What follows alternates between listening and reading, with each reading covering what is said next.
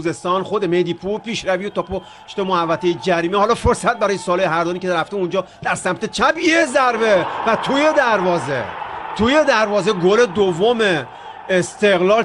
صالح هردانی به ثمر میرسه. مدافعی که اومد در سمت چپ صاحب توپ شد و ضربهش رو با پای راست به سمت دروازه زد و دور از دستان شهاب گردان توپ به درون دروازه رفت. خوشحالی هم نمیکنه صالح هردانی، بازیکنی که گفتم نیم فصل اول رو در تیم فوتبال فولاد خوزستان بازی کرد. رفت به اسم، نگاه کنید اومد در سمت چپ، یه تو سر توپ و ضربه‌ای که گوشه دروازه قرار گرفت. استقلال تهران 2 فولاد خوزستان 0 و گل زیبایی که صالح هردانی جوان خوزستانی استقلال تهران به ثمر میرسونه.